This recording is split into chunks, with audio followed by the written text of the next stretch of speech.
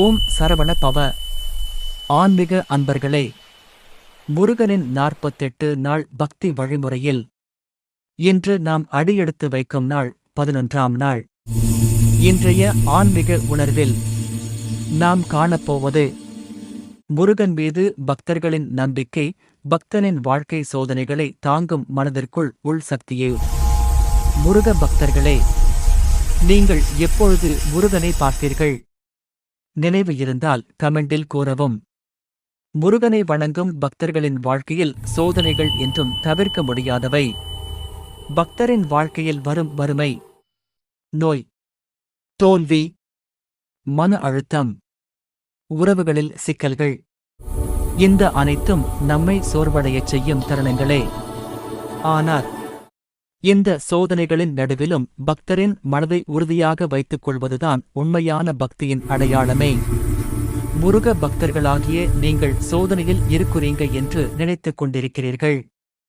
அது இல்லை, மனிதன் சோதனையில் இருக்கும் போதுதான் முருகன் நம்மோடு முழுமையாக இருப்பதாக என்று அர்த்தம். முருக பக்தன் எப்போதும் சோதனைகளில் பயப்படச் சொல்லவில்லை. மாறாக முருகன் நம்மோடு இருக்கிறார் என்று நம்புங்கள். சோதனைகளை எதிர்கொள்ளும் சக்தியை அவர் பக்தர்களுக்கு அருள்கிறார். ஓம் சரவண பவ என்ற ஒரு மந்திரம் பக்தர்களின் அழுத்தம் நிறைந்த மனதை அமைதிப்படுத்துகிறது. நம்பிக்கை தளர்ந்த இதயத்தில் புதிய தைரியத்தை ஊட்டுகிறது. முருகனை நம்பிய பக்தர்களின் வாழ்க்கையில் எத்தனை சோதனைகள் வந்தாலும் அவை அவர்களை வீழ்த்தவில்லை, மேலும் உணர்த்துகின்றன. பக்தர்களுக்கு முருகன் சொல்லும் தத்துவம் இதுதான்: நீ சோதிக்கப்படுவது தோல்விக்காக அல்ல, உன் உள்ளிருக்கும் சக்தியை உணர்வதற்காக. ஆகவே பக்தர்களே, இந்த 11ஆவது நாளில் நாம் செய்ய வேண்டியது ஒன்று இதுதான்.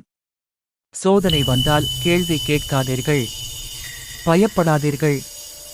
முருகன் மீது முழு நம்பிக்கை வைத்து அவரை நினைத்து முன்னே செல்லுங்கள்.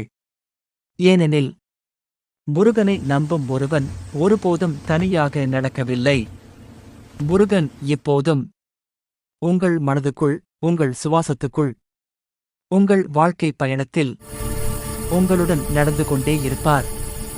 எனவே பக்தர்களே, முருகனை முழு மனதார வணங்கி முருகனின் அருளை அனைவருக்கும் கிடைக்கட்டும்.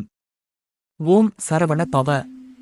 இந்த வீடியோ உங்களுக்கு பிடித்திருந்தால் லைக், காமெண்ட், ஷேர் செய்து மேலும் இத்தகைய ஆன்மீக பதிவுகளுக்காக பாபு BK சேனலை சப்ஸ்கிரைப் செய்ய மறக்க வேண்டாம்.